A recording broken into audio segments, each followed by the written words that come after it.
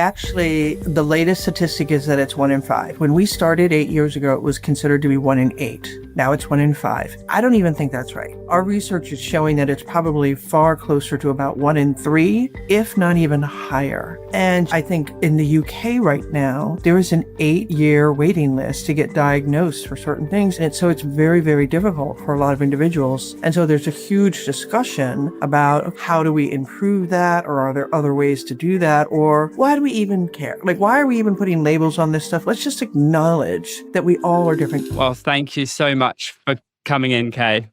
I think we're ready to roll. All right, let's do it. Everybody, today's guest is someone that's very special because she's reshaping the way we think about workspaces. Kay Sargent, really well known, senior principal and director at HOK. Do you say HOK, Kay, or do you say HOK? We say HOK. I hear both bouncing around the industry. Yeah. Well, the ones, it's HOK. It's named after our 3 founders, Hellman, Obata, and Casaubon. HOK. Very nice. And I'm glad I asked. But Kay, I love how you've really delved into like inclusive design and neurodiverse design. It's a massive thing. I mean, I'm having tons of conversations about it at the moment. Everybody's bringing it up. And I was on a panel. I'm delighted to hear that. I love that. Yeah. Well, it's a funny thing. And I was on a panel about it the other day as well. And it's really strange. You start talking about neurodiversity and you think it's this like crazy group of whackheads.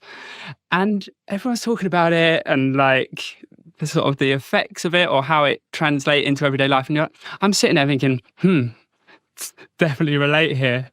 Guy, I cannot tell you, when we first started talking about this, I think the first presentation we ever did was in Singapore or Hong Kong, probably like 6 years ago, maybe longer. No, it had to be like 7 years ago, way before the pandemic.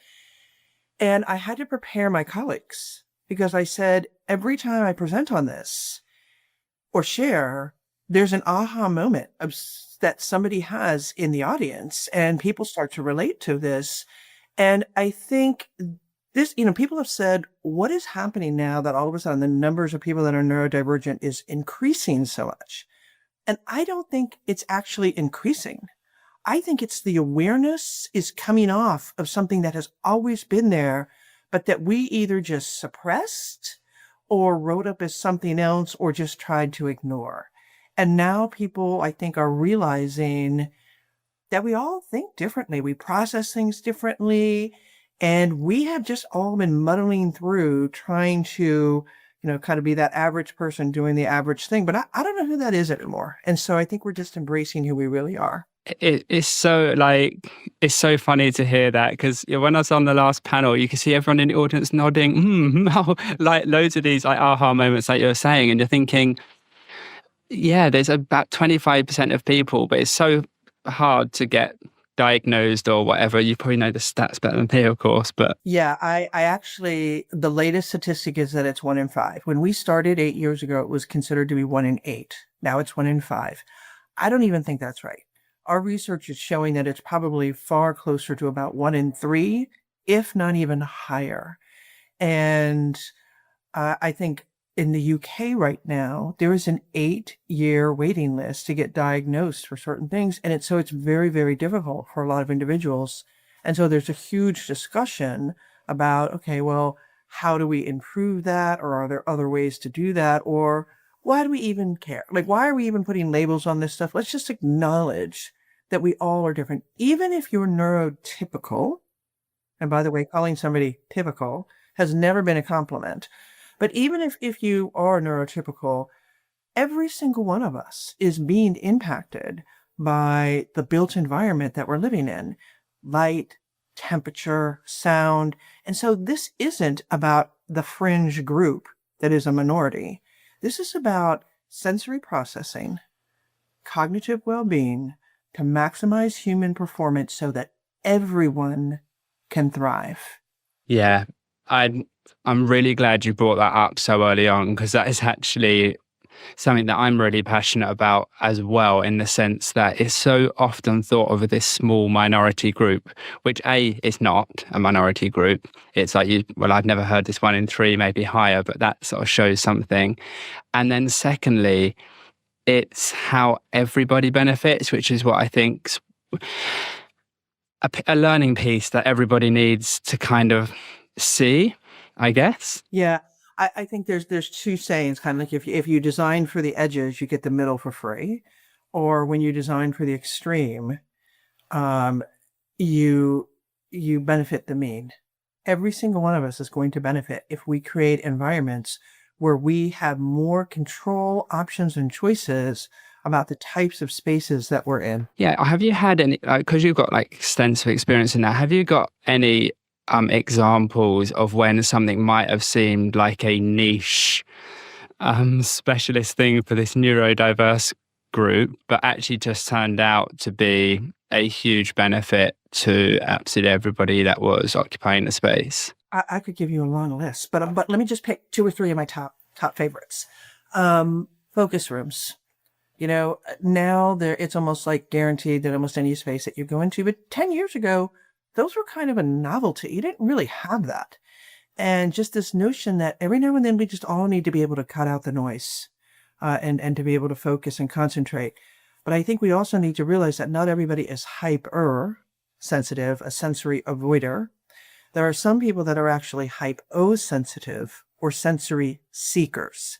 And sensory seekers may not want to be in a small confined box. They might need to move and fidget. They might want to be in a buzzy environment. Think about all those people that go work in a Starbucks, right? It's not because the coffee is so cheap, right? Or it's quiet. It's because a lot of us actually feed off of being around the energy of other people, and we need that. And so we need to kind of create those balances. But, sound. There's a lot of environments where we're putting in sound masking, and about 10% of the population gets headache from white noise and can't handle that. We used to think that having adjustable lighting was nice, but there are a lot of people that get migraines, and being able to be in a room where you can actually turn the lights off or down significantly can be really important for some certain individuals. And just to give you a real live example, we designed Arab's space in Birmingham. And we did this started on early in the pandemic. And from the beginning, we're designing for engineers. Okay, so they want to know why this and why that and, all of this, right? So there's a science to what we do. And so we really leaned into the whole thing about neurodiversity, and it helped expedite the process because they could understand why we were recommending what we were recommending. And so that, okay, great, we get it, approved, right? So that expedited the process. But we really thought about everything, and we worked with their engineers to really think about the lighting and the acoustics and just all of the different things and the different types of space zones and how people are going to be using this space and how do we create, introduce elements of biophilia and just everything. Every element of that space was intentionally and very specifically designed. And it won a bunch of BCO awards, which we're really, really proud of. And about a year and a half ago, we were touring some folks, and one of my colleagues was there. He came over and he was just really emotional. And he said, this gentleman just came up to me and he said, "Are you the designer?" Now, you don't necessarily always want to know how you want to answer that question, because if they have a beef, then it's like, okay, here it goes, right? But this gentleman, he says, yes, we're the designers of the space. And he goes, I just want to thank you because I've worked for this company for 10 years and I've never been able to be in the office because either the lighting or the humming, the flickering of the sound system or the lighting system and all of those things really bothered me and I couldn't function. I said, for the first time in 10 years, I've actually been able to be in this space without getting physically ill. And I've connected with my colleagues in a way I've never been able to. And it's been a total game changer for me. So thank you for that. And I will tell you, that's better than any award we have ever received. It has a real impact on people. And as designers, we have to acknowledge that if we believe the spaces we're designing have a positive impact on people, and we wouldn't be in this profession if we didn't, we also have to acknowledge that if we don't really understand the impact of what we're doing, it could have a negative impact. And in our game, like in our world, that's just not okay. No. What a beautiful story. So thank you for sharing it. Is it such a thing that someone can jump between hypo and hyper? Oh yeah, you can be. I definitely think I'm that person. You can be hypersensitive to one thing and hyposensitive to something else. All of those elements are totally independent of each other. And you can, other things can exacerbate the situation. So if I'm feeling anxious and I'm under a lot of pressure, then it can make some of those things even worse, right? So if I come in the morning and I'm really anxious and I know I have this big deadline, and it can make everything like just heightened. But in the afternoon, I've done it, I've submitted it, it went great, I'm really excited. Now I get to just take a moment and breathe.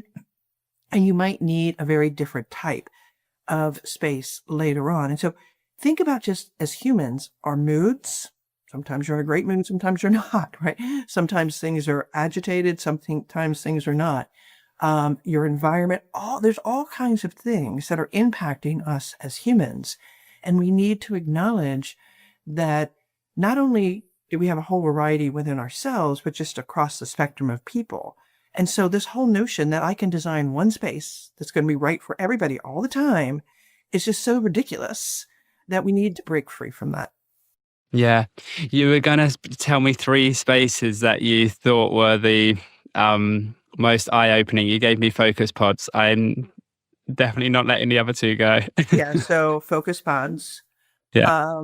the lighting, so the Okay. migraines, right? So having the adjustable lighting. And Yeah. then even just like giving people options and choices. Okay, so if you have assigned seats and you assign somebody to sit in a spot, I don't know any company that says, Guy, do you have any sensitivities? Are you sensitive to visual distractions, people walking by constantly? Or do you feel psychologically unsafe if your back is exposed to an opening and you can't see who's coming up behind you? Or are you troubled by acoustic stimulation? Nobody asks that. And so you come in, there's a desk right across from the conference center that I'm going to sit you at because that's the available spot. Your ability to function and be high functioning has just plummeted based on where I randomly selected you, because it's a total mismatch for your sensory needs. Whereas if you had options and choices, then you would intuitively, kind of instinctively navigate to the spot that was most comfortable for you. And I say intuitively and instinctively because I think we have suppressed our sensory intelligence so much that most of us don't even know what our own triggers are, because we've never really had the option to choose or to think about it. And so we really aren't that aware, and we're all just masking. And I'll give you the perfect example of this. Guy, if I said, we're going to go to lunch, do you have any preferences about where the table is? Most people would be like, yeah, no, I don't care. But the second you start walking into that restaurant, every single one of us is like, oh, no, I don't want to sit over there. I want to sit over here. And you don't even know why. Yeah. And so we have got to tap back into who we really are, or what kind of environments are going to support us best, so that we can make better choices and decisions. That's amazing. That restaurant analogy, it floods into my head. I'm like, oh, I'm so that person. I've got to sit in that seat. Everybody is. We're all that same way, right? Or that chair. Like, no, I'm not sitting there. That's my seat, right? And again, most of us can't even articulate why. You just instinctively know that's where you want to be. When people are, obviously everyone's now creating flexible spaces, and choices are now a much bigger thing, which is great in lots of ways, like you said. And I think that is huge for everybody. And is there anything that you're seeing that companies are sort of typical mistakes that people are making, pitfalls when creating those flexible spaces? I'll give you 2. Variety, anxiety.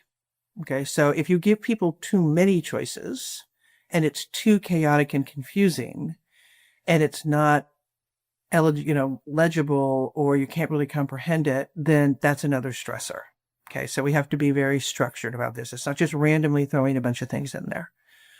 The other thing is that I think in most open environments, we have this is where all of our research on workplace comes together with all the research on neurodiversity. And our research on workplace will tell us that there are 6 things that people are doing when they come into an office, right? They're either concentrating, contemplating. That's different, right? One is deep thought. The other one is almost freeing your mind, right?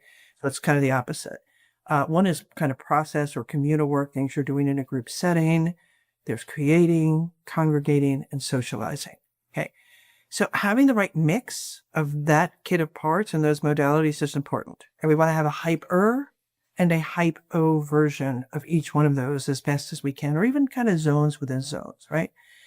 But even if you have the right kit of parts, the way that we're laying things out in offices, it's like taking your dinner right before you're eating it, throwing it into a blender, pureeing it, and then pour it into a cup. We are pureeing the workplace because we are just throwing everything in there together, intermixing it, and not clearly defining the zones for the intention, right? So we have a bunch of workstations that are all together, and then we plop in the middle of it a gathering space, and then right next to it, we put a quiet spot for somebody to sit. Because of the proximity of that, none of those really function in the way that you hoped that they would, and therefore they just negate each other. It's like taking your dining room table and putting it in your bedroom and wondering why you can't sleep when your kids are having dinner. Okay. So spatial sequencing is really important. And 90% of the open environments that I would go into that are very challenging for people that can't handle that much stimulation don't have clearly defined zones. And I'm not saying you have to have a wall that says, here's the zone, right? But just, with intention, we are designing spaces so that in a quiet space, it really is quiet. And you might have a little bit softer lighting and a little bit of different colors. And, maybe it's higher sound masking in some of those spaces. And in another space, it's meant for loud, gregarious laughter and brighter colors and bigger spaces. And, maybe there's a little bit of music, etc. We just are putting one masking system across everything, one lighting system, and just pureeing everything in there. So we need to be much more intentional about the types of zones or environments. And this is where I think we are evolving from activity-based working. You choose where to sit based on the activity you're doing, to environmental-based working. You choose where to sit based on the space that meets your environmental needs. It's quieter. It's louder. It's warmer. It's colder. It's a little darker. It's a little brighter. And then you feel more safe and secure in that space, and it's functioning in a way that you need it to function. Yeah, and how the thing that's triggering off straight in my mind is how do you tie that in with brand cohesion and consistency? And I know we're designing for people and it's not all about the brand, but at the same time I can hear end clients saying that potentially. Yeah, well, Guy, we believe that the space should be the physical embodiment of the organization, its culture, and its work styles. So you have to really understand what are people doing and how do they connect and how do they really work. Having the space represent who you are, I think, is really, really important just to tap into a sense of belonging, a sense of purpose, a sense of mission that is so important for all of us to have. And so creating kind of that space, that's kind of like the shell. And we think about guidelines, a common thread that goes through the space that ties it all together, right? But then you can have a little bit of options and choices in that. And in every built environment, there are naturally occurring warm areas and cooler areas, darker spaces and brighter spaces, busier areas and quieter areas. And the workplace is one of the last places that we aren't being nudged by technology to meet our needs. So you can't even go online and shop without things being directed to you based on your past preferences or choices. But when you go into the workplace, it's like, hey, we've never seen you before, right? Who are you? We have all these sensors in the environment. And so if we can tap into our sensory intelligence and say, you know what, I really prefer a little spaces that are a little bit cooler, a little bit quieter. I love to have the sun, whatever. And I want to be away from certain people, or I need to be next to certain people. And if we know that, and then those sensors are telling us, where are those spots in the building? And can feed that into an app so that when you arrive to the office, it says, welcome, Guy. We know that you like spaces that are really cool and a little bit darker, and you want to stay away from that loud talker. We recommend that you go sit in this part of the building today. But as the sun moves, or as people come in, or as things change, because they do, buildings are kind of this living ecosystem, it might nudge you to say, hey, you might want to think about moving over to this side of the building now or to this spot, because we know that you have like a big meeting coming up. You're going to be on a call. You're going to be talking a lot. It's getting a little warmer where you are, etc. You might want to choose to sit over here. And so it's helping us navigate where we might want to be, just like everything else in our life. Disneyland does this. You know, you tell it before, what are the big things that you want to do when you're there? And then it charts what's happening within the park and can nudge you to go to spaces that they know you want to be in when it's lower peak versus high peak, etc. And so that's kind of, in a sense, how they control that flow and help you have a better experience. But we're not leveraging that technology, nor our sensory intelligence of ourselves to really help us navigate these spaces. That's phenomenal technology. And you say that's out there? It's there. I mean, first of all you need to do is understand what your preferences are. So Yeah. have a little bit of understanding about your sensory intelligence, and there's lots of ways you can figure that out.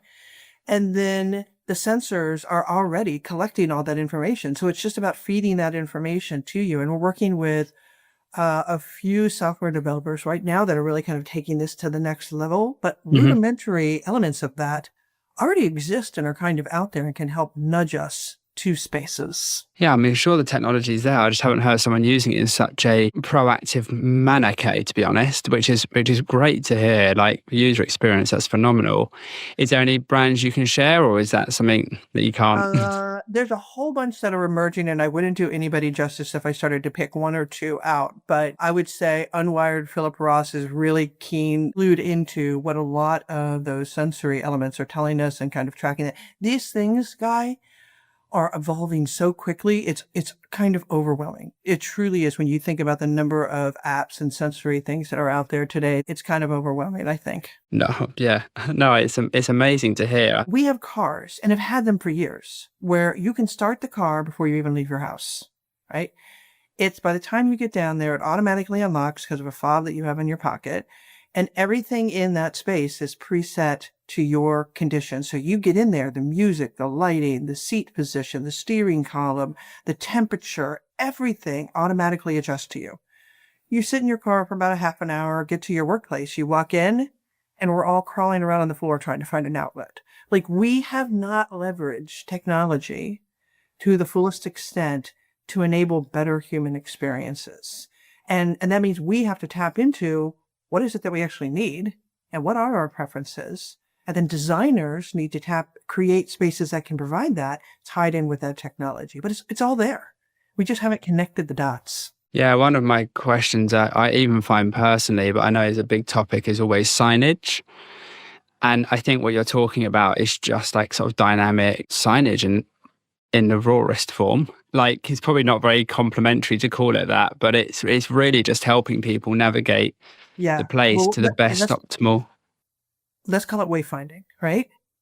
Yeah. Because it's not just like, as designers, when you walk into a space and you don't know where you are, if there's a hallway to the right that is dimly lit and a little bit narrower, and there's a hallway to the left that's bright and wider, 90% of people will walk to the left because it's almost telling you where to go, right? And so there's all kinds of ways as a designer that I can control your behavior in a space. Chairs in McDonald's were designed to be comfortable for 15 minutes and then you get out because it's about turn, right?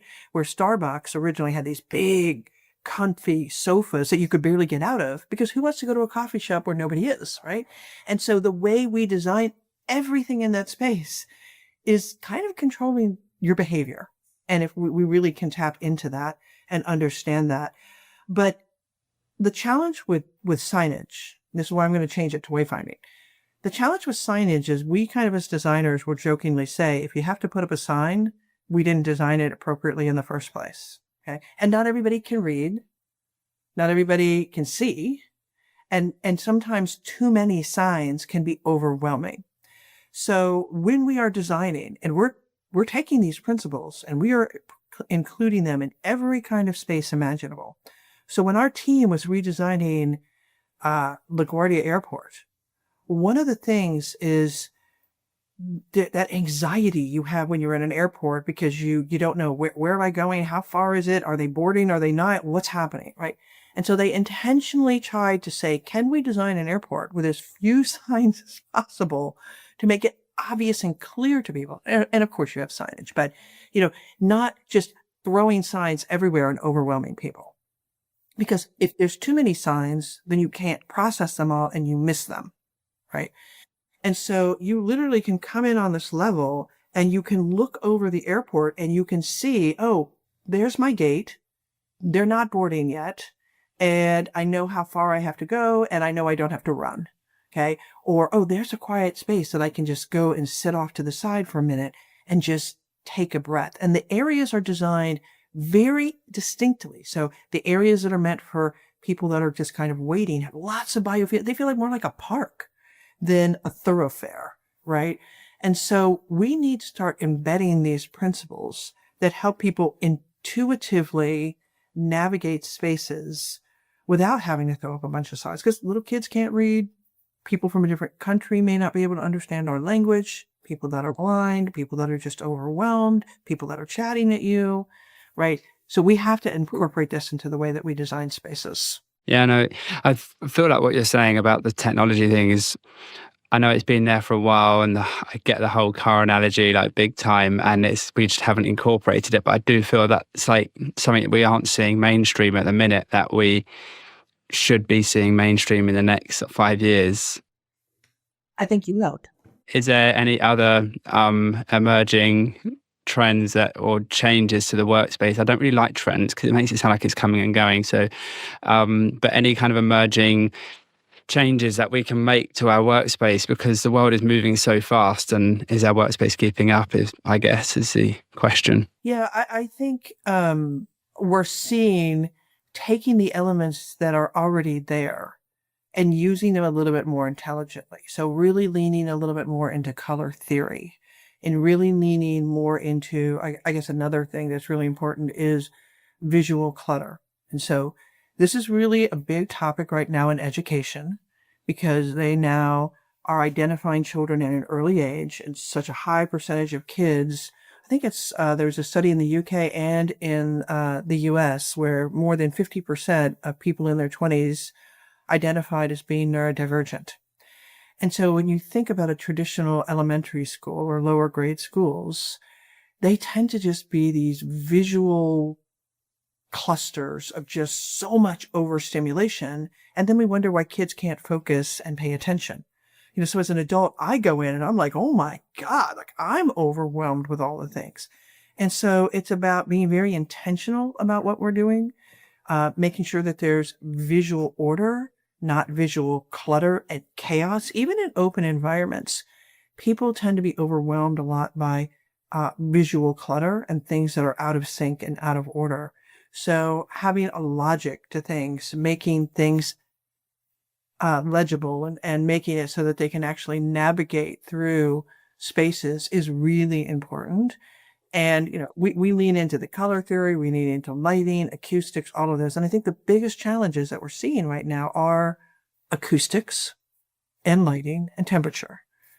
And then just, how do I manage all of this? And I think a lot of people right now are asking for quiet without really understanding that quiet in spaces that are not meant to be quiet is creepy and is triggering, because it's not natural, right? If you seek out a quiet spot because you need to focus, okay, then you self-selected that. But if you're in a big space that is too quiet, it doesn't feel right. And I say, if you go to a restaurant and there's one other couple in that restaurant, that's going to be a horrible meal because you're going to hear everything those people are saying. If you go to a restaurant and you're shouting because it's so loud, that's a horrible experience. We don't really want no sound, right? Not all sound is noise. We want to have kind of that background hum that just helps people feel more comfortable. And that way you're not clearly hearing what somebody else is saying. And so in many spaces today, it's not that the spaces are too loud. We've taken out all the background hum. We've taken out, we put, silencers on everything in the spaces today. And it actually has made it so that they're kind of almost like these echo chambers where you can clearly hear things that are going on all over. And again, that's far more disturbing. So we need to make sure that we're getting the right level of sound for the activity at hand, and that we vary that throughout the space. So if you really do need quiet, you can find it. But a lot of people need that buzzy space, and they're going to seek that out.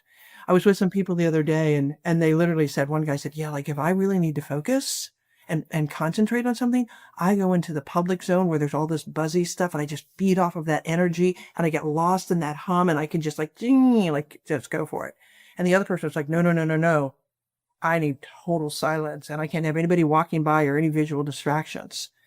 So just two people, total opposite needs, both very valid. And we have to create spaces that can provide that. Yeah, that's, and it could even be this. It could be the opposite way around for those same people on a different day. We can get so tick boxy and try just to meet the rules and get approved and get a rubber stamp, but it's not about that. It's about the flexibility and how humans evolve and their work evolves, and they evolve as humans. They change and their life changes. Yeah, and Guy, I want to go back to something you said before, because I think you touched on something that's really important. We design a lot of guidelines and standards for our clients. And I think in some cases people are taking them too far. They've come up with this kit of parts and, every single thing and et cetera. And the intent is to have consistency across their portfolio and to have a similar experience for people and to make it easier for them to roll out spaces. But sometimes it's so overly genericized that it doesn't meet for people on the fringes or on the edges. And it kind of has beaten out some of the creativity, or we can't bring in some new things because that's not in the guidelines and standards yet, right?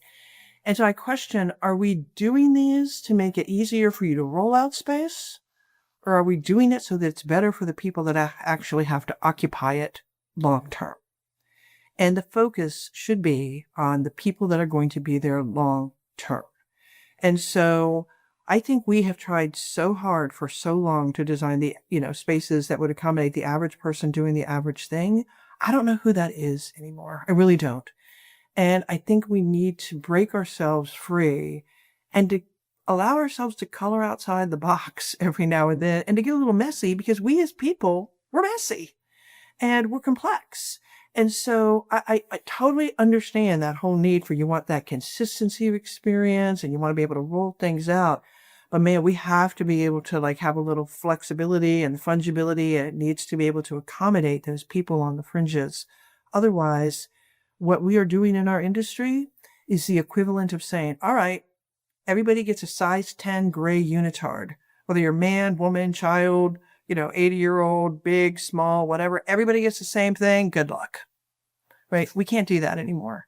And we really have to understand, if we want people to thrive and we want people to be successful, we need to meet their basic needs. Yeah, that's good. And you've obviously been doing this a long time, Kay, and you've learned a lot. 40 years. And you've learned a lot over that time. Yes. And did you say 8 years ago you were picking up this neurodiversity thing? Yeah. We were in a meeting, is it 8 years ago now? But it might have been 9 now. Time keeps changing, right? So probably 9 years Funny ago. thing how time moves. I know, it is, right? Probably 9 years ago now, we were in a meeting with a client. And as we were leaving, he just casually said, how do you design space for someone that's ADHD? And we had an okay answer. I have 5 kids.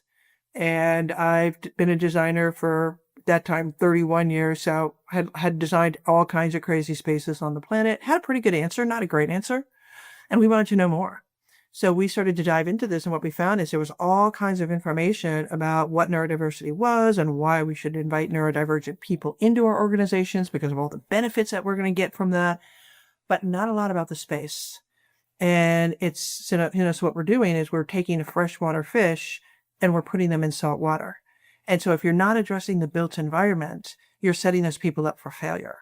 So we started to do a really deep dive into all things neurodiverse and neurodivergent, and really to have a better understanding. And I think that now we've done 6 research initiatives, written multiple reports, done workshops, literature reviews, written, I can't even tell you how many articles or pieces. We have the book that we came out with about 2 months ago. And we've done pilots, and we have multiple case studies in the book of where we have incorporated this into projects, and the benefits that our clients are getting from it. Yeah, guess that's what I was going to ask is back over all that time, what's the one thing that you've changed your mind about on neurodiversity? Something that you've had an aha moment yourself, I guess. Well, that's a really good question.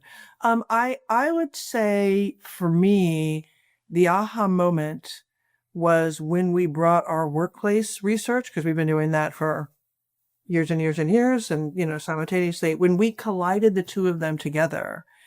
And I think in the initial report that we did, which was pretty extensive, we didn't talk as much about hyper and hypo, but really understanding that you have sensory seekers and sensory avoiders, and we need to accommodate both, because in many, many cases, if I picked up 75% of what somebody has written about this, a lot of them don't even mention that.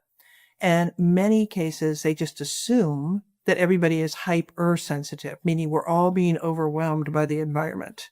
But we're forgetting the fact that there are people that actually need more, and they need it in a certain way.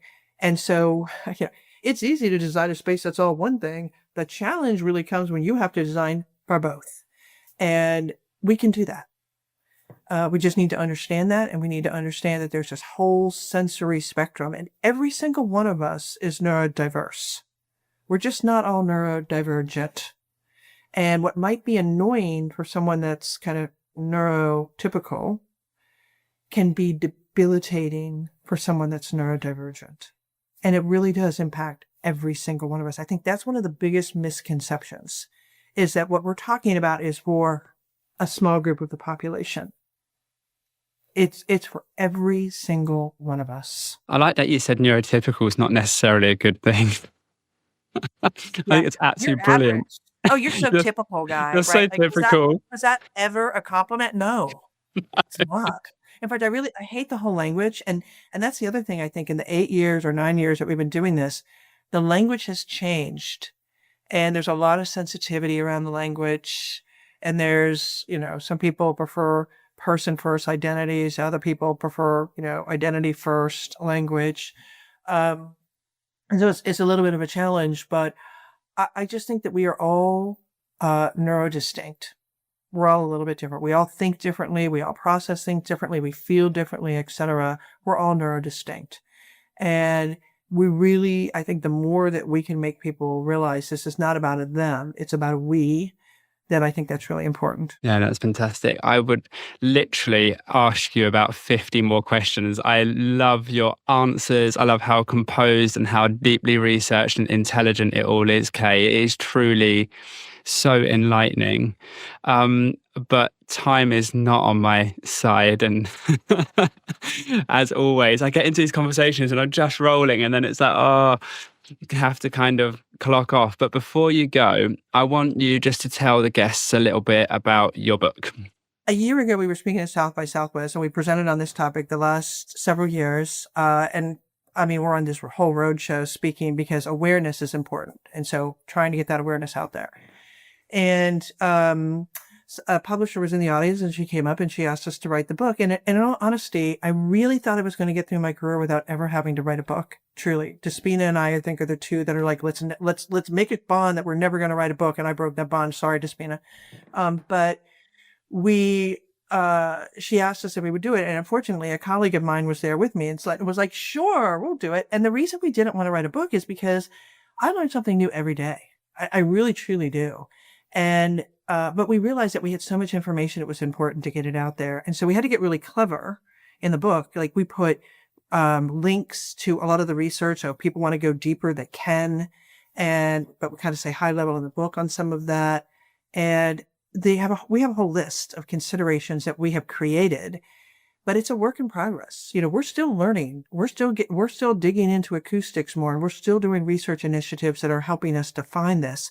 And so we did the problem with the list is the second you put it out, all of a sudden, if you want to change it, you kind of can't.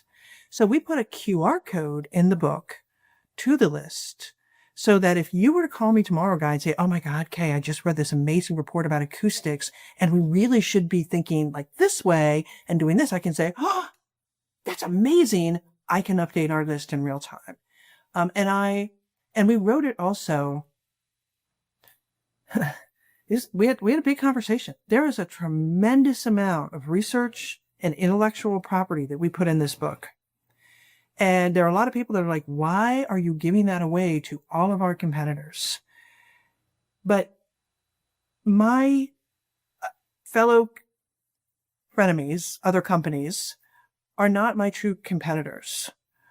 Our competitors today are design firms that aren't doing it well and are neurowashing and are doing things and making companies realize or think there's no there.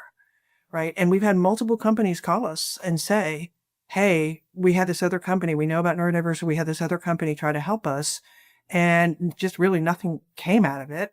And then we heard you speak and we're like, oh my God. Right. Like there is something there that we need to dig into. And so I'd rather give it away and have everybody doing it well than doing a disservice. And our real competitors are not, again, design firms. It's people today thinking that they can use generative AI to create a space without designers, because not thinking that all we do is based on what we think is cool and what we think is trending. Hate that word too. It's not. There is a real science to what we do. Every decision that I make for a reason, because I want to get a behavior, or I want to support a work style, or I want to accommodate a need in that space. This is not random. And so helping people understand that and the value of this and really doing it well is really important today. It's amazing. Oh, thank you so much, Kay. Thank you for coming on to Space by Stansons. And yeah, I'm very passionate about how the things we live with and the spaces we inhabit do change how we think and feel and behave. And everything you said, just music to my ears. And so... Well, Guy, I'll make you a promise, right? So next time I'm in London, we'll get together and I'll let you choose whether we go to a buzzy like coffee shop in the middle of downtown London, or whether we go to something secluded and off the beaten trail or whatever. You can choose where we're going to go have our coffee, and then we can talk for hours and hours and hours. And then whenever I ask someone out for coffee, I'm going to do that, and I'm going to sort of like assess their personality based on the place that they choose. Well, thank you, Kay. You brought so much insights into wayfinding, into that whole like technology. That was absolutely fantastic. Neurodiverse, but just in two ways: a hyper and hypersensitivity. There was loads of lessons there in that last 40 minutes. Absolute gold. So I'm going to thank you very warmly and say, if you enjoyed the conversation, please do review, like the show. It does help us bring on fabulous guests like Kay, and we're very grateful to all the support. So thank you. Thank you very much for having me. And I should say the name of the book, because I never said that: Designing Neuro-inclusive Workplaces, which is a horrible name because it's about so much more. But thank you for having me on the show. Appreciate it. I think that's an amazing ending note. Okay, thank you.